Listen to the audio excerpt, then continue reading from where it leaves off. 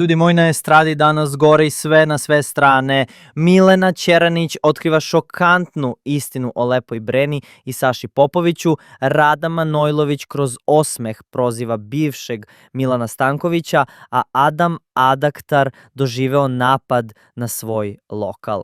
I to nije sve. Stefan Karić tvrdi da je bio u vezi sa Kijom Kockar, dok Dragana Mirković deli najslađu vest: uskoro postaje baka. Idemo redom, ali držite se, biće vruće.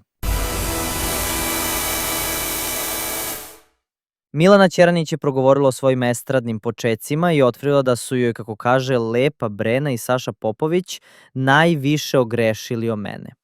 Opisala ih je kao dva zla, ali dodala da sve to ostavlja iza sebe, danas živi i radi bez gorčine i to joj je, kaže, najveća pobeda.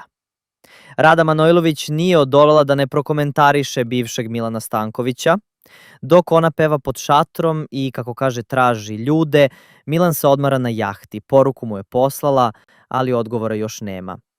Rada se šali, javit će se on kad bude mogao. Drama na Vračaru, lokal Adama Adaktara demoliran u sred noći, razbijeni izlozi, šteta ogromna, čak 28.000 evra.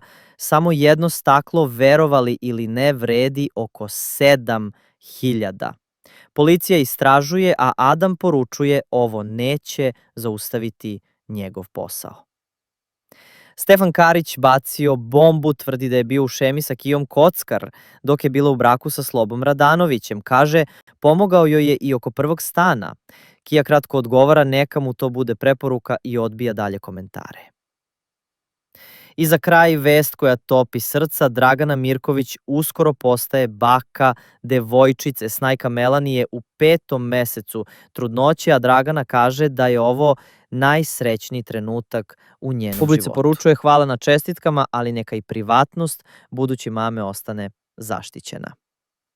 Eto ljudi, estradna scena nikad mirnija i nikad burnija. Pišite u komentarima koja vas je vest danas najviše iznenadila.